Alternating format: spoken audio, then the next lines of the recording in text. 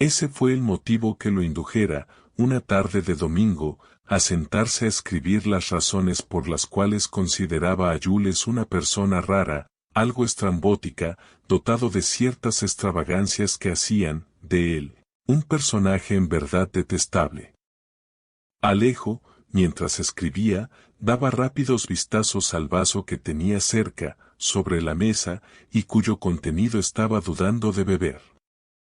La casa, sin la presencia de Betiana, le parecía otra.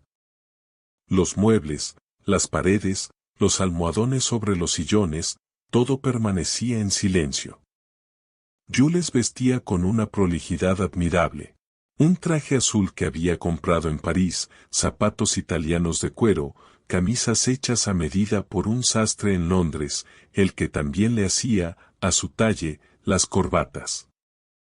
Una vez anudadas a su cuello, estas no debían de sobrepasar el cinturón, porque había visto muchos hombres que las usaban hasta llegar a su bragueta, remedando ser taparrabos inservibles que no tenían sentido.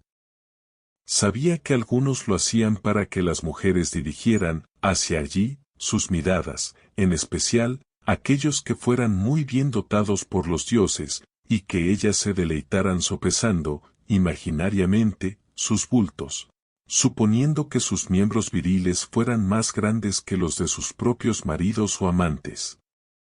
La amistad que unía a Jules con Alejo databa de tiempo atrás, y, de alguna manera, pareció afianzarse cuando Alejo conoció a Betiana y se casaron. Con el transcurso de las visitas que Jules les hiciera, fue entendiendo la excelente suerte que su amigo había tenido al conocer a una mujer como Betiana. De unos centímetros más alta que él, lucía un cuerpo que todo hombre hubiese deseado llevar a la cama. Jules, bebiendo su vino, invitado varias veces a cenar, imaginaba que lo estuviera haciendo con la piel tersa de sus senos. Y se cuestionaba si su amigo lo hiciera también, durante el dulce juego del amor físico. Y cuando la veía levantarse de la mesa para ir a buscar los siguientes manjares, la danza que ofrecían, a su vista, sus glúteos, simulaban pedidos de clemencia al vestido que llevaba puesto, anhelando ser quitado para disfrutar estar a flor de piel. El vino pasaba con dificultad por su garganta. Varias veces alzaba su copa, dándole sorbo nuevo, aplacando la sequedad que lo amargaba por el simple hecho de recrear, en su mente, todas esas imágenes que tuvieran que ver con Betiana sin ropa, como hubiese llegado al mundo. Pudiera ser que se le dificultara encontrar las palabras para confesarle a su amigo que la presencia de su mujer lograba confundirlo, y esto no se viera bien, por estar comprometido con su trabajo de manera profesionalmente consciente. Jules era perdonador. Había sido institucionalizado así por la Iglesia. Y si bien no fuera clérigo, sabiendo que, desde muy chico concurriera siempre a las misas, esto lo benefició para ser, de adulto, oficiado para recorrer las provincias llevando sus reliquias, las que utilizaba para indultar a quienes desearen comulgar sus pecados. Como detestaba conducir, prefería viajar en tren, y su circuito se veía limitado hasta donde alcanzaran los rieles. Después, ya fuese a caballo o subiendo al vehículo de algún generoso vecino, completaba su recorrido por las villas que faltaren. Llevaba siempre consigo 2 grandes baúles donde guardaba las reliquias, benéficas tanto para las enfermedades del cuerpo como para las del alma, vendiéndolas ofreciendo garantía de sanación o indulgencia. Ellas pudieran ser crestas de gallos cantores al alba, un trozo de madera de sándalo petrificada, plumas de paloma mensajera, raspadura de vendaje de momia, pajas de sombrero de prestidigitador, un fragmento de parche de tambor de médico brujo, un frasco con sudor del último campeón mundial de boxeo, otro conteniendo orina de Huberto, no San Huberto. Este Huberto, a secas, era un vecino que se había sanado de su enfermedad de próstata bebiendo su propia orina, por lo que se creía tuviera amplias propiedades curativas, entre ellas, la redención de amantes traicionados. El éxito que tenía la venta de las reliquias era extraordinario. Aun quedándose con el 10% de las ganancias, reservando el resto para la iglesia, Jules vivía cómodamente, nada faltándole ya fuese para su subsistencia o entretenimiento. Y en los viajes tenía tiempo suficiente para pensar en conquistar una mujer que lo acompañase en todo. Durante una de estas recorridas, a su mente llegó el recuerdo de Betiana. La evocó a la distancia, y a las noches, tendido en la cama de cualquier hotel barato que encontrara, su placer se limitaba a soñar con ella. Y si la viera disfrutando o riendo al lado de Alejo, rápidamente intentaría alejarse de esa situación, inhibido por celos o envidia, mezcla extraña la cual no supiera definir bien. Sin embargo, cuando tenía oportunidad de estar oníricamente a solas con ella, despertaba a la mañana con su miembro tieso como la piedra. Era ahí cuando se daba cuenta que no había otra mujer, para él, más que Betiana. Y que a la edad que él tenía no era conveniente andar de aquí para allá, en loca y desenfrenada búsqueda. Sabía que le llevaba 10 años, por lo que su amigo había tenido la fortuna de enamorarse de una persona más joven que él también.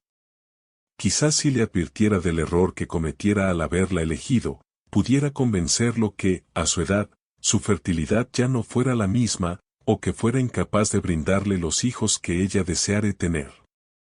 Todo este entramado de pensamientos comenzó a gestarse en la medida en que Jules fuera invitado a cenar.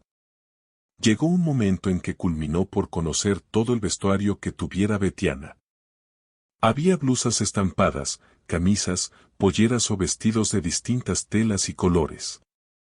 Y regresaba a su casa habiendo creído estar agradecido de notar las veces que no usaba corpiño, ensalzando sus senos sus relieves a través de la tela que los cubriera. Era, para Jules, música visual plena, porque mientras Alejo le hablaba de cualquier tema en particular, su vista acompañaba el bamboleo rítmico de los glúteos, al ir y volver ella de la cocina. Pero lo más interesante de todo era el genuino interés que Betiana tenía por conocer el trabajo de Jules. Deseaba que le platicara acerca de cómo era que consiguiera esas reliquias o que contara la devoción que mostraba la gente en los lugares donde parase, para comprarlas. Por supuesto que la religión tuviera mucho que ver, pero además había un factor importante, y era que hubiesen oído hablar de aquellas personas que sanaran de enfermedades increíbles, y que habían donado sus excrescencias para que otras lo lograran también. Sí, en verdad, los casos conocidos ayudaban mucho.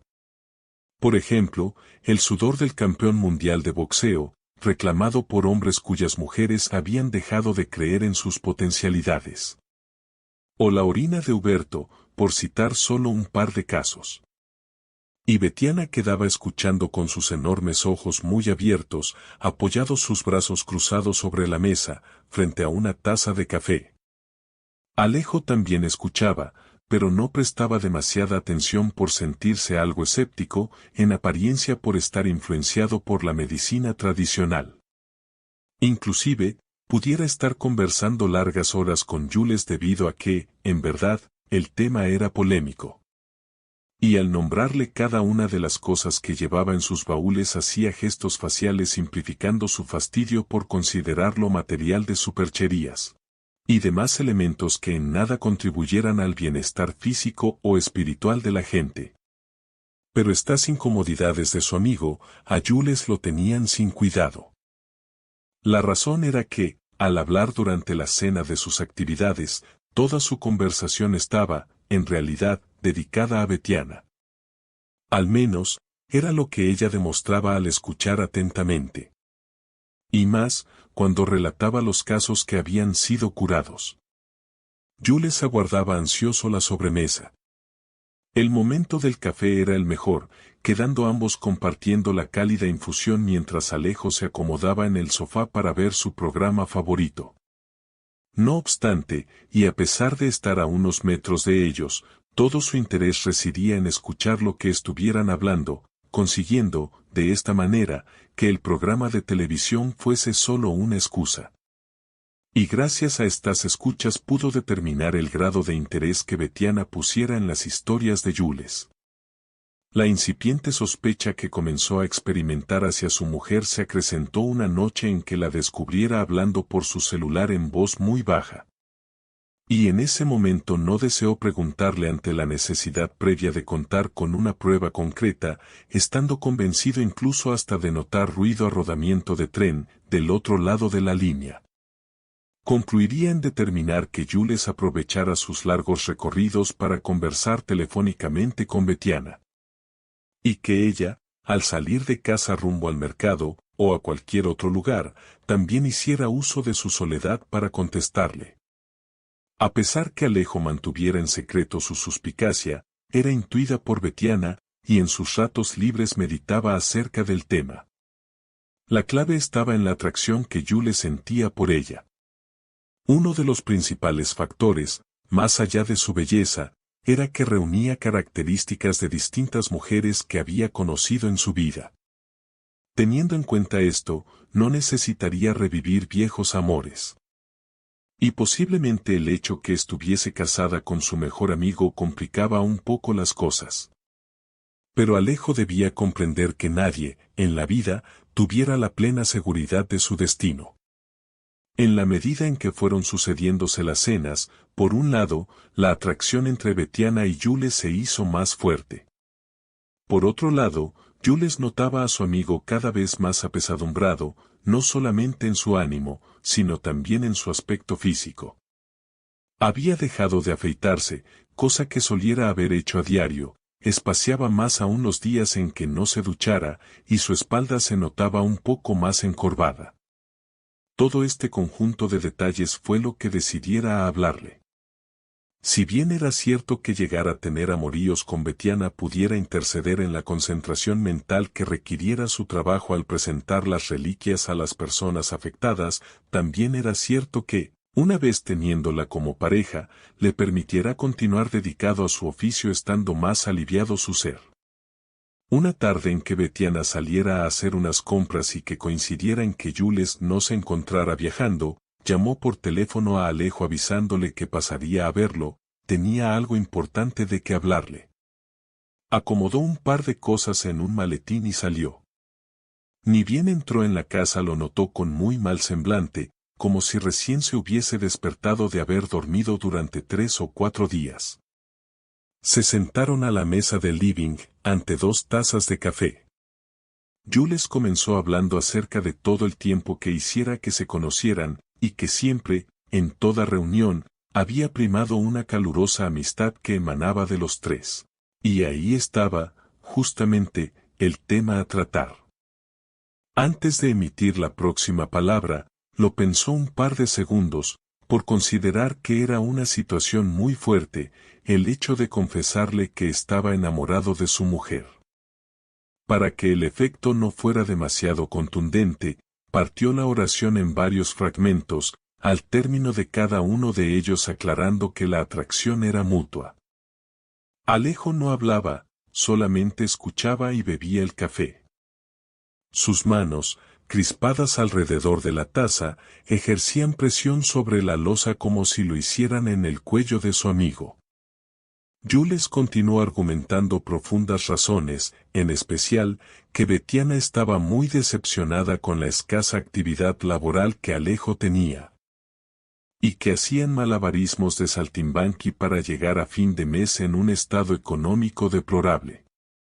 Jules argumentó que, con él, estaría mejor, y que pudiera concederle lo que deseare. Que si quisiera ir al cine una noche o cenar afuera, en un restaurante, lo podría hacer. Que si gustase comprarse un vestido nuevo, Jules se lo conseguiría, y así otros tantos ejemplos. Alejo, aplastando con un dedo una lágrima furtiva, dijo que había una posibilidad que todo fuera como lo estuviere comentando.